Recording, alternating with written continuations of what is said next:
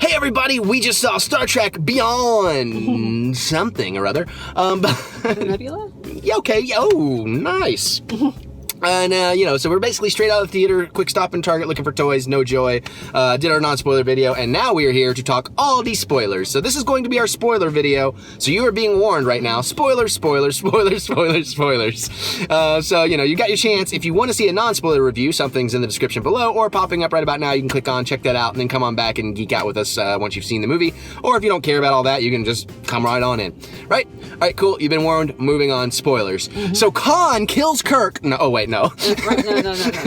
Oh shit, I was even making a joke, but that actually did happen in Into Darkness. So, but no, okay, so we're talking Star Trek Beyond. Well, I really don't remember that movie. Right, yeah, well, and again, that's, without getting too deep into that, that's sort of a problem. Khan's superblood brought Kirk back from the dead. So there's, no stakes in people dying in this universe as far as I'm concerned anymore. Yeah, so maybe that's a little bit of my emotional problem, is I was never worried for a single character. Well, well, that's most franchise movies. Is for the most part, true. There's certain people you're going they're not going to die. True, but you always have in the back of your head that little tingle of they could be ballsy and take a chance, But no. Yeah. But okay. So let's just run through a couple of things we mentioned, non-spoilers, real quick. 3D is not really good in this movie. I mean, it's not bad. It's just it's unnecessary. It doesn't do anything for the movie except maybe distract you. It does not enhance the experience. Right. Absolutely. I thought I didn't get a lot of emotion out of the movie. Well, let's mention. Okay, we're gonna mention. It's all spoilers. We're gonna hit something big at the end first. She actually got misty-eyed, she admitted, and was surprised I was not bawling tears, and I was surprised I was not bawling tears either. I got misty-eyed. But, so the whole thing is, Kirk is thinking about leaving because he's bored with their 3-year mission and doesn't really get the purpose, so he's maybe going to go be an admiral. He wants Spock to step up and be captain, but Spock's not telling him that, he's, because Ambassador Spock, older, Leonard Nimoy Spock, died, that he thinks he needs to go off and be part of Vulcan again, so they both want to leave. But at the end, Spock is kind of convinced to stay, not just because of everything that happens, but also he gets a box of Ambassador Spock stuff, and he sees a photo that is the completely original Star Trek crew. Probably from the 6th movie or something, because it is the older versions, as we last saw them. Yeah. So that was actually really cool, and I am with her, because it was that moment, he started to pull something out, and I'm like, oh my god, it's gonna be a picture of him and Kirk, but but Shatner Kirk and all this, and I was ready, and then it's oh, it's the whole crew, that's so cool. Wait, why am I not crying? I should be totally freaking out at this, and I don't know if they just cut away from it too quick or what, but it was still a really cool moment. So I'm not knocking it. I just emotionally I wasn't that invested. I got also a little teary-eyed during the credits when. Well, yeah, with the loving dedication to Leonard Nimoy and then for Anton, so they kind of got that in at the last moment. Oh, actually, okay, sorry. Yeah, no. Tangent. Tangent. Uh-oh. Get ready to cut, editor. We were talking about the 3D. There's actually one place where the 3D works really, really, really well, and that's the credits. Oh, yeah, actually, yeah. Because you're going through the universe, through all the nebulas and the planets and everything, and that part's really well done. That was probably CG 3D to begin with. But Yeah, because I didn't mention this here, but it's a conversion. It's a 3D conversion. They did not shoot in 3D, and the 3D conversions have gotten amazing, but this one it missed its mark. Yeah. I saw some telltale signs and some streaking and all that kind of stuff. But she's right. That was probably $1 million closing sequence, because it is particle physics or particle rendering intensive heavy, and that shit is expensive, but it is gorgeous. And you even see the Enterprise doing some actually, now that I just about said it, I'm a little bummed, but you almost see it doing some Tokyo Drift-ish kind of shit, it's spinning around and flipping and all this shit. I know. This is what you get for questioning my flying ability, Kirk. I'm picturing Kirk. Captain, I gotta put her through her paces. Yeah, we gotta break in the new ship. That was kind of cool too at the very end. The time lapse seeing the new Enterprise get built. Yeah. They look up and see the skeleton, and then it speeds up, and the next thing you know, the whole new ship is ready. So that was pretty cool. J-Law, so she told me she heard the story that in the writer's room, they're like Jennifer Lawrence, and eventually that was shortened to J-Law, and then it's why don't we just call the character J-Law? And Did I tell you that story? Yeah, you told me that story. I don't remember. You don't even remember the story. She's the one that told me that story. But you can definitely see that in that character, that they're going for a Jennifer Lawrence Hunger Games-esque kind of thing. Yeah. But you know what? I actually really liked that character. I hope she sticks around. I do too. They kind of hint that because she's going to go to Starfleet Academy and all that. She's like, do I have to wear the uniform? Yeah. So she might come back into it. I think we'd both be fine with that. Yeah. So the prosthetic makeup for pretty much all the aliens was just fantastic. Yeah, really was. Especially the one that like hid the device in her head. Basically, the back of her head looked like this, and then it could open it up. Almost like spider legs. Like the back of her head, and that's where they were hiding the MacGuffin. Yeah, there you go, the MacGuffin. That's a good way of pointing it, because it's really, it's not a big. I mean, it's a big part of the story, but MacGuffin is a good use of that term.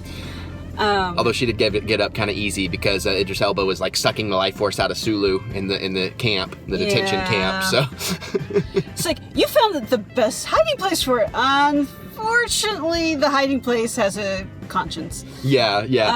Which is cool too, because basically the movie starts with like this one alien that comes to this giant space station where they're all docked, and she's like, "Oh my God, we need your help to come rescue. I'm the only escapee. You need to go rescue my." Her headpiece was just fantastic. It really, really was. But what's interesting I want to get to about her is, see, and this is where I feel like one of my nitpicks of the movie is she turns out obviously to be a bad guy, and Kirk of course is one step ahead of her and all this stuff. But like I started to like hate her, like she got under my skin. Like I was like, oh, this is a good villain, because I'm like, she's like kind of, her and Kirk were almost one-upping each other a little bit for just a couple of minutes. And then I'm like, oh, she's that kind of villain, like you can't wait for her to get her comeuppance. And just as I was feeling that, about 2 minutes later, they killed her. I was like, ah, what a wasted opportunity. I mean, they gave her a big death, like she got crushed by the saucer of the Enterprise. Actually, I was wondering, she was the female. Okay, so in case you didn't catch it in the movie, you had the captain. Yeah. And then there was two others, because he said, I have two other crewmates. Yeah. One was the guy that Jayla was fighting with at the end, and the other one was her. Yeah, that's a good point. I hadn't thought about that, but you're right. Because they show when their case closed, it came down to him, another guy, and a woman. Yep, that's a good catch. And speaking of the other guy Jayla was fighting, they're just kind of like, this is the guy that killed her dad. It's like, what? That wasn't really clearly set up to me. Like, I mean, once it got to that, and then they were going to fight. They had mentioned his name a couple of times before. So. Yeah, but it didn't really connect. It wasn't as there as maybe it should have been. And then that might be like a cutscene issue too. That's possible too. I kind of feel like it would have been cooler if that woman that I was just discussing had been the one that killed her dad. And because it's always like the bad guy henchman. So it would have been kind of neat to have like the second in command be the bad woman henchman, and so that would But again, that's just I'm nitpicking. You'll see what I mean when you see the movie. Like I just feel like that was a wasted opportunity, because that lady really got under my skin, and I wanted to see her get hers. But they could have played with that one-upmanship a lot longer than they did. But then Idris Elba. So I want to bring this up too real quick. The TV spot's fucked up, dude. There's a TV spot going around where they show you like the video screen of Idris Elba out of makeup, so that it becomes a plot point that is revealed, like it's supposed to be a big reveal in the movie, that this guy, this alien dude and his crew used to be human, and that they, crewed this ship and everything, and they fucking show that in the trailer. So when it happens in the movie, you're kind of like, oh, I didn't realize that was supposed to be a big reveal. Like I didn't know I had been spoiled on something. So that made that a little less powerful for me, and that may also be part of my issue with the movie. Was I think that, I mean, the marketing was. The movie, the actual trailers were really good. It's not like the Ghostbusters thing, but that one TV trailer, that was a big spoiler, and that one was going around like crazy. So that was a bit of a bummer. But Idris Elba was great in makeup and out. He was really, really powerful as a villain. And I guess he was probably a better villain than Benedict Khan, a little bit more memorable. Yeah. Which is saying something if you're more memorable than Benedict Cumberbatch. It was kind of weird watching his makeup keep changing. It's like, it looked like it was changing between shots in some places. Yeah, and but you can let it go. You can explain it. You can explain it away, but still, it's kind of weird to watch. Yeah, because he's always sucking out life force, and it changes because I guess he's taking some of those life force he's sucking away. Basically. Yeah. Yeah, so there's that. We're going to mention, too, that we mentioned in the non-spoiler, there's a cameo from somebody who's in another universe. Well, I don't know what the fuck Snaps Wexley was doing in Star Trek universe. He's supposed to be over in Star Wars, being a rebel X-Wing pilot. He's ensuring his convention life. Oh my god, yeah, Greg Grunberg. I mean, he already had it. He kind of already had it with Heroes. But as soon as you're in Star Wars and now in Trek, although, you know what? He may have already been in the earlier Treks. I wonder now. I wasn't looking for that in my rewatches, but because he's such a J.J. Abrams buddy, he might have been in the reboot. He might have been walking around the background, and they might have just, like, kind of continued this background character. I mean, I don't know, and I just rewatched it, but I wasn't watching for that, so maybe he's competing with, what's her name, Gwendolyn Christie? Christie. Yeah. So how many franchises can I get myself into? Yeah, that'll ensure a con life, like you said, yeah. One of the things I really liked about this movie was the aliens this time around, as a race. Well, it wasn't a race per se, but right. The swarm, which apparently was mining drones. Yeah. That had been left behind on this planet. Yeah, that was a cool thing. I had a problem with it first because first I thought they might be people. And then when you find out they're drones, you're like, oh, okay, I have much less problems with some of the tactics that they're using, which kills lots and lots of them. Yeah. Indiscriminately. Yeah. But the thing is, it's a very, very effective tactic in terms of disabling a ship. Mm-hmm. Because, you know, if you can basically just keep throwing these little things at it, you're going to take pretty much any ship down. Yeah, no matter how big it is. And that was really cool seeing him like rip off the warp nacelles and then cut the throat of the ship. Yes, and all that.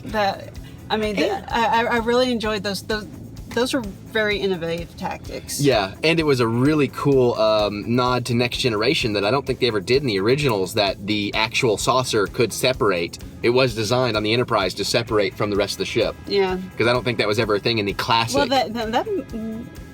Yeah. Well, I mean, it's definitely a Next Generation. Changed, though. Right. But I just thought that was neat to see that actually existed with the classic Enterprise. Going, I want to see the swarm go up against the Borg and see what happens. Yeah. Okay, that could be cool. Yeah, they need to bring in the Borg eventually now because I'd like to see the hell. That could be the next movie for a while. Well, it's interesting because. Well, no, actually, I was going to say, They haven't made it to Alpha Quadrant, though, until way, way later. All right. Yeah. But now they can go beyond the nebula, so, we'll see. But I do like how they ended up defeating the swarm. Yeah. They set up, that Jayla had been listening to some of our contemporary music. Which they apparently think is classical. Yeah, which was pretty damn funny. Classical. Right, and real quick, one last thing about the swarm before I jump into this too. I just remembered I wanted to mention it. I actually laughed at one moment that's not supposed to be laughable because the way you get into the ships that are part of the swarm, it looked like Idris Elba was like climbing one of those like quarter kiddie rides you find outside of stores. And once I had that thought, that's all I could think. Anytime somebody mounted one of those, I kind of had a similar thought. Yeah, just seeing how those things worked. Yeah, so I thought that was a little unintentionally funny, yeah. But the way they so Jayla was listening to music, and with the swarm thing, they found out they could confuse the swarm by basically broadcasting music out to them. And of course, she figured it out right away, like, oh my god, I know what's gonna happen, and she started giggling. Of course, we all started figuring that out, and that was just awesome. And then they actually played Sabotage, so they brought that back, and Kirk's like, good choice. And again, that's kind of the big dumb moment I was talking about. It's such a great. Well, I was gonna say it's not. I feel bad calling it a big dumb moment because it's not really a dumb moment, but it's more of a fast. It's where that kind of Fast and Furious vibe comes in, and again, very enjoyable. It felt a little weird, but I was sitting there with a big stupid grin across my face because it was really cool just to see them going in there and all the ships blowing up and all this stuff. So. Yeah, especially because the swarm is basically literally looks like a tidal wave. Yeah. Oh yeah. Because it behaves like a tidal wave, and you get like the curl. I even said that in that last trailer reaction I did. It's like, oh, they're like shooting the curl, I think is what you call it. Yeah, yes, that's what you call it. Oh my god, I said something right. I was gonna say somebody record this, but we are. For posterity. But no, that was really neat. And then like the whole space station starts broadcasting it and everything. Although, yeah, but then this brings up a question, and you may school me on this, because I had a couple of complaints she schooled me on our way into Target, so I'm not bringing them up. But, just physics. But with the space station, why are all the things attacking the big thick metal doors and not trying to crash through the glass-looking shield that's like 98% of the space station? Actually, that's a good question. Okay. Sorry. That is, well, it's kind of goes back to why in almost anything where you're sieging something, you go for the door rather than the wall. Okay, I'm with you. Now, some places it makes sense if you got big ass stone wall and a relatively thin wood door. Okay, yeah, you go for the door. Right, and this is opposite that. So the thing is, it's got to be made of damn good material, whatever it is, because it's in the middle of freaking space. Okay. Shit happens. Yeah, that's a good point. And also theoretically, and my question about was they busted down the doors, all the doors, which means there should be a big ass breach. Well, that was the next thing I was gonna ask about too. Now, theoretically, there could be fail safes to basically put force fields into place to. Right, but there was never like even a like half-second shot of a field going up or something. Like I don't know. I mean, yeah. So. I guess I'm sure that's one of those things. Since the atmosphere has not been sucked out into space, we're just going to have to assume that there's a force. And I'm going to say again, this is what we're just nitpicking because again, that's one of those things where it's like, you really should have had that moment in there, but I'm sure they're banking on, they'll be so distracted by all the other stuff going on, no one will care. In the other video, when I said there's always something to nitpick in a sci-fi movie. There you go. Yeah, there's your nitpick. To paraphrase a comedian. Yeah. But yeah, so I'm glad that was one that you were kind of on the same page with me on. Actually, my other nitpick was the Idris Elba's character, Kroll. Kroll? Yeah, Kroll. Yeah. Yeah, like the 80s fantasy movie. I was thinking like Nick Kroll, the Kroll Show, and yours was better because yours is how it was spelled. But anyways, I was sitting here going like, you're using a weapon that the original people who made it couldn't control, and oh wait, you're crazy, never mind. Right, yeah, pretty much. That's pretty much how that rolls. So then there's just a bunch of like little things we just want to mention, but there's not really a lot to discuss about them, like the Bones and Spock stuff. They get a lot of time together, and it's really damn funny. Yeah. Carl Urban is like really underrated in these things as Bones. He is so good and just so lovable, and it got some great kind of classic Trek moments out of those two as well. Damn it, Jim! I'm a doctor, not a. And he starts with a. So for a split second, I'm like, oh, is it like the joke that he's like, I'm not a fucking, but I think he might have been fighter. A fighter pilot. Yeah, something like that. Yeah. So, but still, it was cute. And a lot of their banter was really, really cute. Yeah. And all his sickness and disease and going through the teleporter and like just complaining about all that. So that was fun. Oh, and the bit about they find Uhura in the camp because of this Spock's mother's. Or something like that. Yeah, it's like a necklace from Spock's mom that he had given Uhura. And because it has like this radiation, they're like, you gave your girlfriend radioactive jewelry? It's like, well, it's harmless to anyone. It's just I thought we could track it this way. You gave your girlfriend a tracking device? Spock thinks for a minute, that was not my intention. And then there's another little callback when kind of him and Uhura are getting back together, and she's like touching it, and Bone just looks at it and looks at Spock like, oh, I'm not even touching that. So that was really fun. Yeah. What are some of the other little bits? Scotty and Jayla? Scotty and Jayla, they're also a lot of fun together. Yeah. I think Scotty has to have a partner, apparently. Yeah, Montgomery Scotty, she kept calling him, which was really cute. Oh, and his little sidekick having the cold with like the acid sneezes. That's how they like break a lock in the prison camp, which is pretty damn awesome. It's just like, yeah, Bone's going like, yeah, I had to go treat the little guy because Scotty was afraid he'd sneeze on the engine and blow us all up. Right, yeah, that was great. And then when they're reunited at the end, and they're both running at each other like ready to hug, like, oh, buddy. Yeah, we're men, we'll be men, that kind of thing. And apparently the little guy picks up, in the opening scene, Kirk is trying to negotiate this deal. Oh, yeah, God, and these things look huge. And then things go sideways and they all charge him, and then they finally get onto his level and they're itty bitty little thing. Like smaller than a kitten, They kind of look like tiny versions of Zool. I could see that a little bit, and I'm glad you brought up that opening because I really meant to mention that opening, and I don't necessarily mean this in a bad way, but I got such a Galaxy Quest vibe out of that whole opening sequence. Did you not? I mean, it was like, life parroting art, parroting art, parroting art. I mean, it was weird because it really if that was Tim Allen doing that scene, it would have been the perfect opening to Galaxy Quest 2. It really would. Yeah, it would have. It would. Because I mean, it had that idea, that humor of, oh my God, these giant terrifying monsters, and then you see the scale, but then they are actually a nuisance, all that stuff. And a couple of transporting back with Kirk onto the ship. Yeah, and apparently one of them joined Starfleet because at the end, Kirk's walking by like, Kevin, I see you're still not wearing pants. Okay. So that was really cute. Yeah, but there's, yeah. I mean, look, like I said, we recommend it. We very much enjoyed it. You can nitpick it, of course, and there are some issues. And again, I love 3D because it's been done so well here in the past few years, but you can really skip the 3D on this one. Yeah. It doesn't really help the movie. I think, if anything, it hinders it a tiny bit. So, but yeah, so, I mean, don't go looking for that great gravitas that you got from the 2009 reboot. It doesn't have that opening 5-minute George Kirk saves everyone emotion scene to it. I don't remember that either. Well, that was like the big deal about that movie because that's the movie that's the part where everybody gets sold, like, holy fuck. But remember it. yeah, well, I mean, again, you probably haven't seen it since 2009. So. That's also true. And when I was rewatching it, I'm like, 2009? What? Like, how long? It was that long ago? Shit. But yeah, but overall, really enjoyed it. It's worth your money. You're gonna have a good time with it, and it's at least as good as Into Darkness, if not better. I don't know. I'd have to see them side by side, but yeah. So good times. No post credits or anything, but there haven't been post credits in any of those things. But do stay for a little bit then after the dedications, if you want to bail, you can bail, unless you want to be like us and actually read the credits, or like me and read the credits. Yeah. I'm coming down with a bit of a cold. That's why I didn't kiss her just now. It sucks. But anyways, so there you go, guys. We liked it. You can get back in here. But yeah, no, we really liked it. You can talk spoilers all you want in the comments. So tell us your favorite part, your favorite moment. Do you agree? Do you disagree? Did you see it in 3D? Did you see it in 2D? All that stuff. Comment away. Let's hear it. Other than that, you can do the old thumbs up of encouragement because it's quite encouraging. Subscribe if you're new here. We do all kinds of nerdy, geeky stuff every single day on the Eric Butts channel, and share with your friends because if you're cool, they're cool. We should all be geeking out together.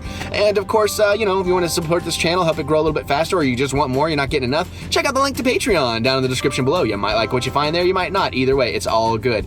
So, but without further ado, I guess we're going to get on out of here, and I think we'll just say the magic words, which is later.